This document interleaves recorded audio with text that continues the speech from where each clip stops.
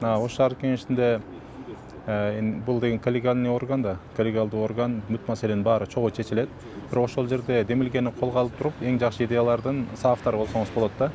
Жогорку кеңеш сыяктуу эле саавтар болсоңуз болот. Мисал алганда бизде Кыргызстан боюнча бир эле ошо ипотекалык социалдык мындай үй берүү бул Ош шаардык муниципалдык үйлө берилип келген буга чейин. Азыр дагы ошол проект уланып атат.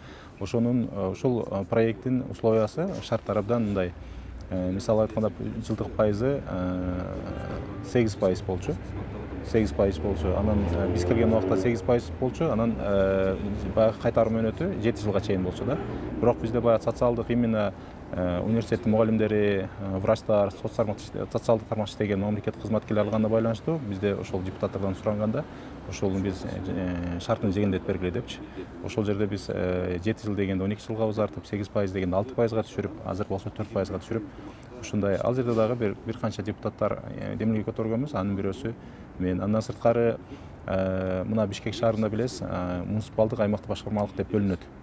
Ошто аймактык кеңеш деп жүргөн. Бул аймактык кеңеш деген мындай мыйзамга туура келбеген. Ошол эле убакта биздин ошол аймактык кеңеш иштеген кызматкерлерибиз эч кандай муниципалдык же мамлекеттик кызматтагер болуп эсептелинген эмес да, айлыктары да аз болгон. Ошону биз иштеген комитет, депутаттык комиссия ошол 2 жыл артынан отуруп, биз дагы Бишкек шаары сыяктуу эле 12 аймактык кеңешти мыйзамдаштырып, 6 аймактык башкармалыкка айландырып, статустарын бекемдеп, айлыктарын көтөрүп, мындайча айтканда алардын дагы мындай биздин жарандардын дагы баягы кызматкерлердин мындай алардын статустарын мыйзамдаштырып бердик.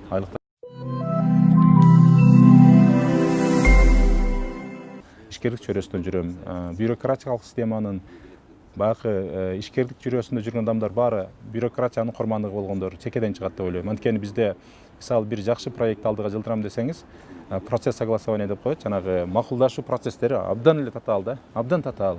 Ушундай мамлекетке, элге, жерге пайда келе турган жерден ушул өзүбүз эрежелерди абдан татаалдаштырганбыз да. Ошонун биз өзүбүз курмандыгы болуп, өзүбүз ошол нерсеге катышып жүрүп, анан албетте бул жерде ошол эрежени ким орнотуп берет? Бул парламент орнотот, бул депутат орнотот. Ошондуктан келечекте мамлекетибизди өнүктүрөбүз десек, албетте өзүбүздүн ошол алган билимибизди, тажрыйбабызды, өзүбүздүн көргөн нерсебизди ушул коомго мындай бир жакшы ошол коомго салым кошуу максатында да биринчи кезекте ошол жана жогоруда айтып кеттим, экономиканы, анын ичинен ишкерликти абдан колдошубуз керек. Ал үчүн эрежелер жеңилдеш керек да. Бул бирден бир баягы парламентке баруунун максатын айтып атам да.